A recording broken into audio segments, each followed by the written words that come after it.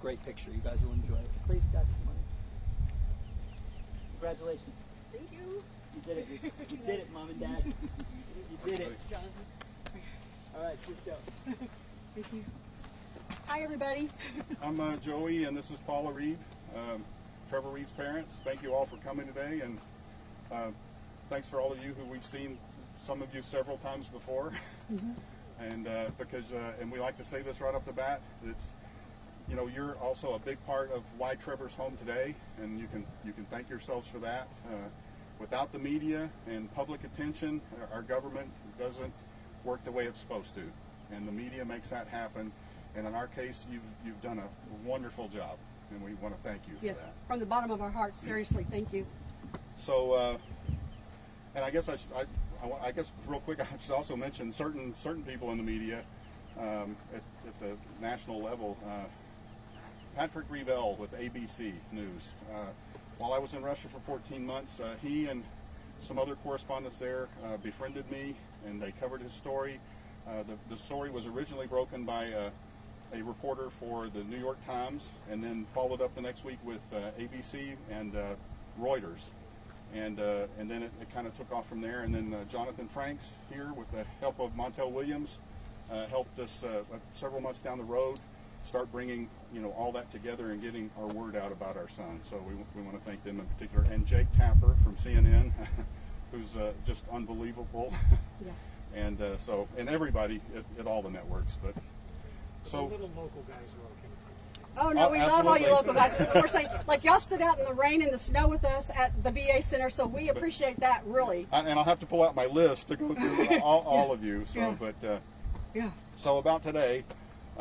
We got a call early in the morning. Well, we've had several interviews already today, so we'll just kind of go over what we've been asked before. Is we had a little forewarning that something might happen this week, you know, because they didn't want to just, you know, wake us in the middle of the night, and obviously the government knew something was brewing, and so we had that, and so, you know, we were on pins and needles every phone call. You know, we're hoping that will be the call, and then this morning about, what was it, about 4, something like that.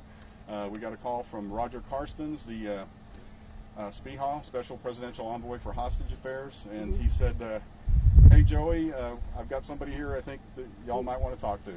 And so it was our son, obviously, and they were in the air, and I believe they were flying out of Turkey, where the exchange took place. Yeah, and the first phone call that we got from Trevor, we've had 2 today. So the first phone call we got, he did not sound like himself. He was very subdued, and we were hyped up and all excited and kind of expected him to be excited as well, but he wasn't. So I don't know if it was just shock or if it was too early in the morning for him or whatever, but he was not his normal self, so that kind of concerned us.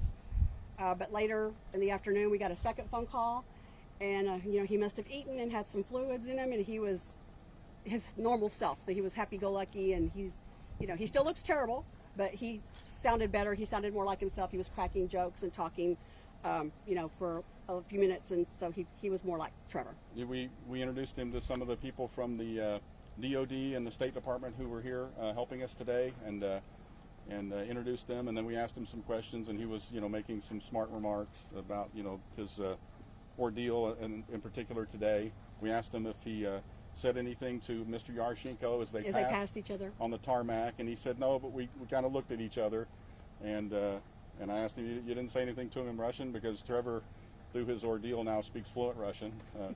So his going to Russia to learn some Russian for his college courses here, that end of it was probably the only positive thing about his entire ordeal in Although Russia. he paid for those Russian lessons, and the prisoners in the jail said, you didn't have to pay for those, we're going to teach you Russian here. Right. So anyway, and then after we spoke to him the first time this morning, we were obviously watching the news, and we started seeing the videos of him getting out of the FSB van and with his guards, and it looked like they were having to help him walk. He was kind of walking hunched over. It looked strange to us, like somebody who was shackled, and then they had to help him get into the plane, and his eyes looked sunken in, you know, from dehydration or malnourishment. And from what he's told us and told Lena, his girlfriend, for months, you know, the food at IK-12 in Mordovia is horrible. They generally, for dinner, give you a piece of fish and some soup, and they throw in a piece of potato or cabbage with it. And the stray cats at the prison and the barracks won't eat the fish, and neither will any of the Russian prisoners. And they asked my son, why do you eat the fish? And he said, because that's the only place I can get any protein. And so he was very conscious about his physical conditioning before he left. When he left here, he was in great shape, and went to the gym, worked out, and was muscular. And he ate very clean, very healthily. So he thinks about his nutrition, and which he's had none for almost 3 years. Yes. So. How relieved are you right now? I mean, you've been thinking about this for a long time. How relieved are you at this moment? It's not going to hit us until we see him. I mean, we're excited. We know he's on the plane, but I think we're really it's gonna really hit us when we get to put our arms around him and hug him. So we think they're in the air. We don't know where they're going to go yet. There's apparently more than one doctor on the military aircraft. And so they're doing initial evaluations of him, and that will determine what military hospital he goes to, and then they'll let us know, and then we're gonna. I don't care where they go. We're gonna go there, and but we believe it will be stateside somewhere, and then he's going to have in-depth head-to-toe evaluations. That may take a couple of days or a few days testing, in particular testing for tuberculosis. Right now they have him in some sort of an isolation tent or a bubble on the plane, and so they'll be testing him for those things, and then of course they'll get some counseling and stuff to ensure that he doesn't have long-lasting emotional problems, PTSD from his ordeal. And so when we totally support all of that, and we're very thankful to both the State Department and the DOD for arranging that. And then after that, that could be weeks, and then once we get him back home, we're kind of glad this is the summer, and give him a little time. We know he's going to want to go back to college right away, and so of course we're going to discourage the summer semester and go for the fall, and then hopefully get him back on track to where he was headed before he went to Russia. What did you say to him in that phone call this afternoon or this morning? Can you give us an idea of what that conversation was like? This morning we just, I love you. It's a bunch of I love yous, and we'll see you soon. That kind of thing. Because like I said, because he was very subdued, we didn't really. How are you? And he gave us the pat answer. I'm okay. I'm okay. He always says he's okay, even when he isn't. But so that was the first phone call, and then this afternoon when he called, like I said, he was a little more animated, and he was telling us funny stories about things that are happening on the plane with the people who are with him, and just how he's feeling, and then we, like I said, we had Department of Defense people here and State Department, and he was on a face call, so we let him talk to everyone and meet everyone in the room, and he just seemed like his normal self. He got to read a Hot Rod magazine in English today, so I don't think he's read much. Well, he did get some books finally at the last prison he was in. First 2 years he had 2 books in English. They refused to give him books in English. They refused to allow him letters in English. All of the letters that he wrote to us had to be handwritten in Russian. Again, not things that we do to Russian prisoners in our prisons. Did you ever start to lose hope that maybe this day wouldn't come? We planned for the worst, and as our son said, we always say plan for the worst, hope for the best, but Trevor says plan for the worst and don't hope for the best. Yeah. And he said, if you have any hope, don't tell me about it, because I don't want to get my hopes up to be dashed. I'd rather just plan on being here for 9 years or longer. We always feared that they would add additional false charges. That's a regular FSB tactic to keep someone or get something from them. So we always feared that might happen. And again, we don't want to go without saying this. We want to thank President Biden. Absolutely. We have so many people to thank. We'd be here all day. Our Congressman August Pfluger, just wonderful, fantastic. He talks to us every few days. We've spoken to him today. We'll probably 4 or 5 times. Probably see him tomorrow. And Senator Cornyn for his actions, and for both supporting the president and his efforts to bring Trevor and other hostages home. This is not a partisan issue. We say an attack on one of us is an attack on all of us. It is not a Republican or a Democrat issue. When these foreign countries or terrorist groups take an American, they don't care whether you're a Democrat or a Republican. You're an American, and we need to stand together. That's what Americans do. When somebody attacks us, we come together, and that's what they've done in our son's case. And we want the president to do that, and not just this president, all presidents, to do that for all Americans in this situation.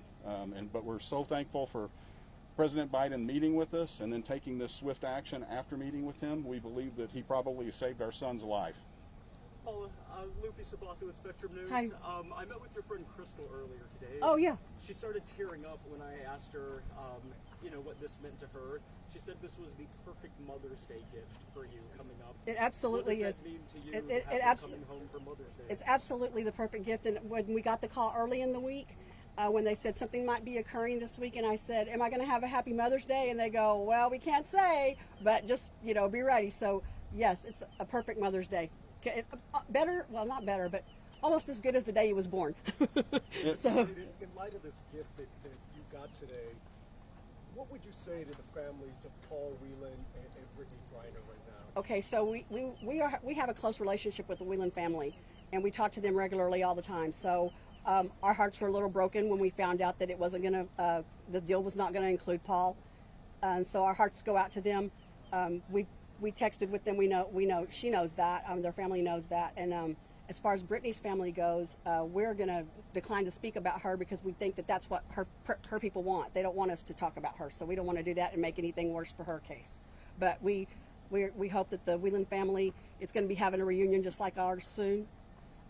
We believed at one point before our government started considering this trade, which I think the Russians had basically been directly or indirectly suggesting for a year or two, that if they were to take our son and not Paul Whelan, that our son might try and refuse to come home, not wanting to leave another. He doesn't want to leave another Marine there, and him and Paul got to talk through messages and stuff occasionally. So they, no. We relayed messages.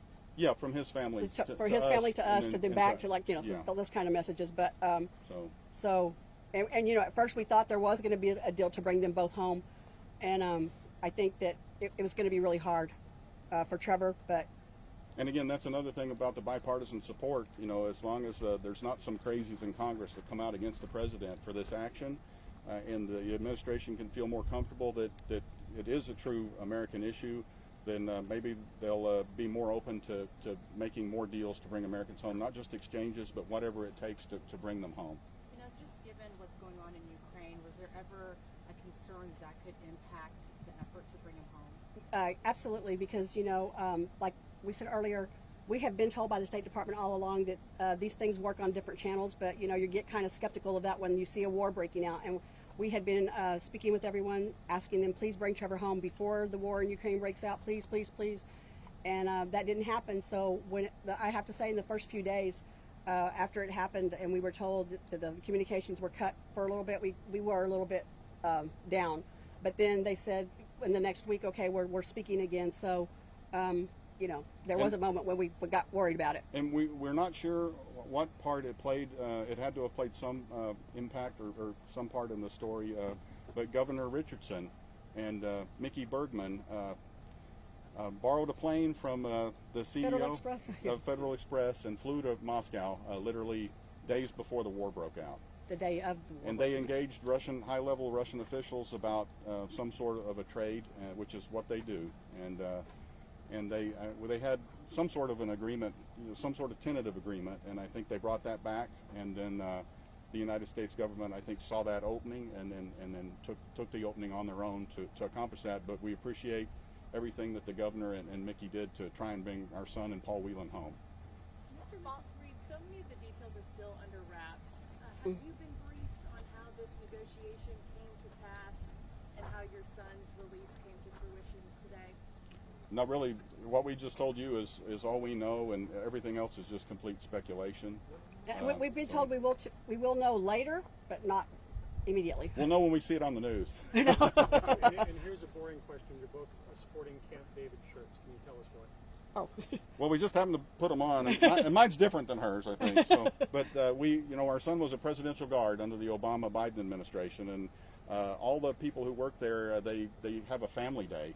And you get vetted and all that, and then you can go and they have the Marine Corps band and the silent drill team, and then your loved one gets to actually take you on a private tour of Camp David and see where the president lives and the visitors and the pool, and all those things, and have a big cookout and all those things. And so we got to go there and see that. And we always get souvenir T-shirts anywhere we go, Disneyland, San Diego Zoo, Yosemite, wherever. So we had to get a T-shirt. We had to get a shirt. So we never had any idea that we would be wearing them for this type of situation. Yeah, so. right. You've thought a lot about this way more than the average person, obviously, but do you think the leaders could come together and maybe minimize, if not stop, all these conflicts so that other families don't have to go through this? Oh, absolutely. And we think this is a good sign that it's going to maybe hopefully start the ball rolling and lots of things will come out of this. So whether it be our internal politics or international politics, the governments never want to be the first one to put something forward, and then even when something good happens, they're very shy about saying that it was a good thing or that this could lead to something else because of fear of what it could lead to either internally in Russia or here. So both sides are going to deny that this will have any impact on anything else, but we hope behind the scenes that it does. Well, yeah, because I already heard someone today that they were saying, well, it was only because Trevor was sick, and that that may be, but that's fine for us that it brought him home. We have plenty of sick American hostages and detainees right now in Venezuela and in China and several countries, and again, if sickness is the reason, then we need to bring them all home. Can you speak at all to like the time and the money that you invested over the last 3 years? Well, we really don't like to give that number out, but because our son doesn't know, and if he did, he would be so angry with us. So early on, he told us, "Do not pay for that attorney. Do not spend that much money." Blah blah blah. And we said, Trevor, we're going to do whatever it costs. And he said, "Don't do it." There was several discussions with Joey and arguments about that. So we are not giving that number out. Have you been able to speak to President Biden today, and what yes, did he have to say? Well, okay, so this is an interesting story. So we're on the phone with Trevor on that initial phone call, and on my phone that we're on talking to Trevor, I see Defense Department, which is the Situation Room at the White House. Room. But we didn't know that. And so I hit the button, call decline. you later, right? and so we're still talking to Trevor, and then her phone rings, and he goes, "It's the president." So I hung up on the president. I'm sorry, Mr. President, didn't mean to do that. But so anyway, they connected through. We told Trevor, "Hey, the president's calling on the other line," and so the president was talking to us, and Trevor was kind of on hold, and Trevor was having a hard time hearing us. But then the president says, "Hey, I would have called you earlier, but I didn't want to." Mess anything up, and I didn't want to wake you up in the middle of the night, but I understand that he's on the plane, and we said we're talking to him right now, and he goes, "Oh, well, hey, you need to talk to him. You'd rather talk to him than me, so I'll get off here." But he says, "I want to have your family, come to see me in the White House, and I'm so glad that we were able to get him out of there." And we told him we were thankful and we're grateful, and that when we saw him, obviously we were going to give him a couple of big hugs, and he said he would give us some big hugs back. So yeah. Did you expect after your meeting with him that this would happen as quickly as it did? We've said for a year, any of you who followed us, that we believe if we can just get to the boss, if we can get to the top man in our government, the executive, that we can make this thing happen because of his personality and what Americans know about him. You may not like his politics, you may not like certain things about him, but anyone who says that he's not compassionate and kind man is a liar, or they are just an idiot. Okay, so and we've learned that firsthand, and we want him to do the same thing for other Americans and get them out of there, and yes, and we think it had a major impact, that and our son's illness, and probably Governor Richardson's visit. So that there were several things in play here, but our visit was, and thank you for being there. You briefly spoke of the video of your son earlier today that was released, and you talked about it looking like he appeared to be shackled. Can you walk me through just those moments of seeing that footage and what was going through your mind and your heart? Well, she was sitting on the couch and I was sitting on a chair, so I couldn't see her face, but I know I was crying when I was I'd seen it. I was talking to someone and kind of saw it out of the corner of my eye earlier, but when they started showing it again, I looked at it and I went, "Oh my gosh," because like I said, it looked like he was hunched over and he was kind of walking like this, and they grabbed his bag and then they were helping him get up in the plane. He looked very frail, and immediately, like Joey said, I immediately tears just came to my face because he just didn't look like himself, and that's a really hard thing to see, And I said, because he's so healthy normally. And I'm thinking shackles because his girlfriend got to visit him once at the prison camp the same day that Ambassador Sullivan went there, and that was the only way that they would let her see him, I think, that day. But anyway, when she went to get her pass at the window, they said, "You're here to see the American?" And she said, "Yes." And they said, well, how long do you know him? And she says, well, I've been dating him for 5 years, and he's my fiance. And they said, well, you know he's an American spy. And she's like, he's not a spy. And so the reason we believe they said that was when they brought him to the prison camp, they brought him in a heavily armed convoy with all fully geared up, like tactical officers carrying AK-47s, and he was shackled. And all the prison guards are like, what is going on? They don't bring you to prison like that in Russia. So, you know, even if you're a mass murderer. So there was also all these rumors started. So, and we still kind of wonder, why in the world did they do that? They're in the middle of Russia. It's not like someone's going to try and then, and... like you said, his body looked hunched over, so we thought he was shackled, and we even asked him on the phone, were you shackled? And he said no. But he just looked like he was not walking very well. But even today, he said there were about 20 FSB agents with him in the truck and on the plane. And then he told us before we saw the video later, the other video that's out is of the swap actually going down. And he said it was crazy. They parked the planes next to each other, and we got out and we crossed past each other like something in a movie. and then they started showing it on TV, and it's crazy. That's exactly what it looked like. And we know a few details about what your son went through behind bars, nutritionally, health-wise. Can you talk about, as his parents, what you endured for the past 3 years, and how you were able to get on with day-to-day life every day? Well, as he was losing weight, we were gaining weight. Well, we gained weight. We lost. Yeah, it was just a. And hair and everything. Yeah, else. yeah. My hair went white, and it's just a lot of things. Like I said, a lot of things bad for us, but nothing in comparison, obviously, to what he went through. But it has been hard. It's been really a lot of stress between Joey and I, between our, and our daughter. I feel for my daughter because. She says, it's all things Trevor. So we kind of joke about it. And so she'll say, Mom, I want to come over and see you. So it's no thanks Trevor this weekend. And I go, okay, that's fine. But it's just, it's all consuming. It really is. And it's just been hard. And, you have to keep functioning and get on with your life and do things. But it is hard. And every time you go somewhere fun or whatever, like I see things and I think, oh my God, Trevor would love that, or this would be cool, Trevor, if Trevor was here. So it's just been hard. And we, we'll still do, things. We'll go out to eat, or we'll go. I go to a movie occasionally, but every time you do, you feel guilty. Yeah. Like what's happening with Trevor right now. Yeah. And I mean, and that's what all these hostage families are living with every day. It's like you can't, anything that you would take for granted normally, you're like, oh my God, our loved one would give anything to have this simple meal or a walk down the street or a drive in a car. Oh, like a perfect example. Right before Trevor got arrested, we bought 4 tickets to go to the Dallas Cowboy game. We'd never all done that before. So we were all going to go for the first time together. And then he got arrested, and then we had, he wasn't going to be there. And I was like, I don't want to go. And Joey said, no, we have to go because we can't stop living. We have to go. We didn't enjoy the game. Yeah. And besides, I'm not a Cowboy fan, but... By the way, so our son and myself are big Texas Rangers fans. In fact, if you'll look at most of our pictures online, they're all wearing Ranger baseball he's wearing hats. the Texas Rangers shirt in almost every picture that we posted, so they built a new stadium since he's been gone. So we're looking forward to taking him there to see that and not lose 5 pounds of sweat in the middle of the summer. So we're looking forward to that, and hopefully they'll do well this season. No comments. Yeah. So, but we want to make a couple other comments. We love Alina, Trevor's girlfriend, fiance. I've spoken to her several times today. She's sending us videos and news reports coming out of Russia, and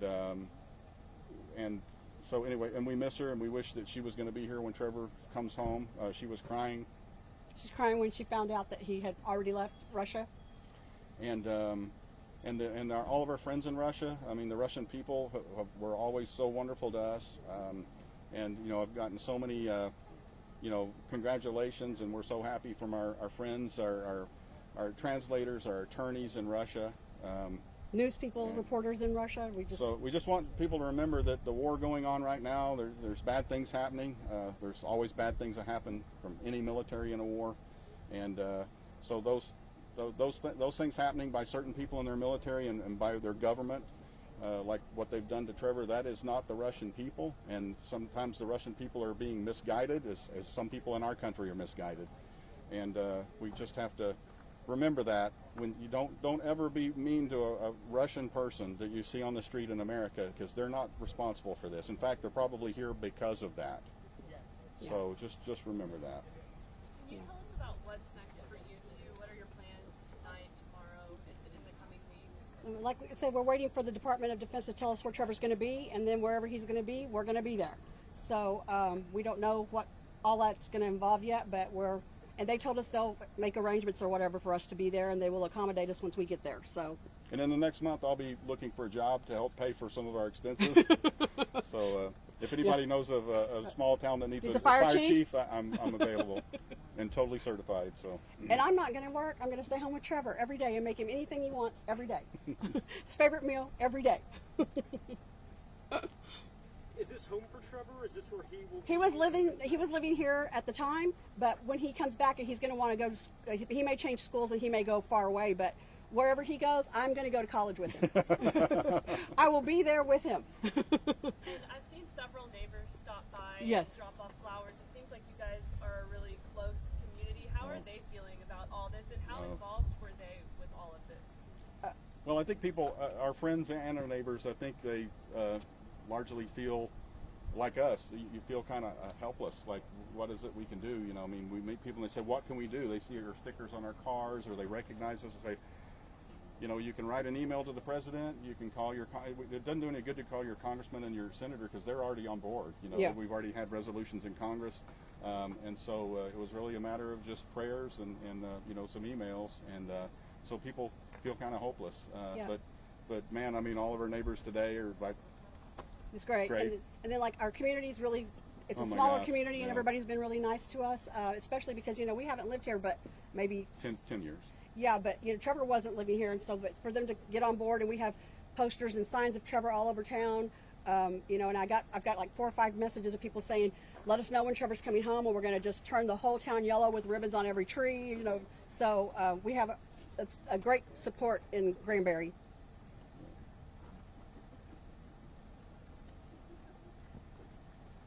Thank you all so very much. Okay, we're good. Right. Thank you. Thank you again, everybody. Yes, really. Thank you. Thank you. If anybody needs a bottle of water or anything. Thanks to everybody for coming out. Yeah. If you need anything, you all know where to find me. I'm sorry I've been so slow on emails. But Yeah, I'll get there. he's been slacking all day, you know, just I've slacking. got about 150 I haven't gotten to. So we'll get there. We appreciate you guys. You're a large part of the reason we have today. So thank you. Guys, you're off duty. Thanks, guys.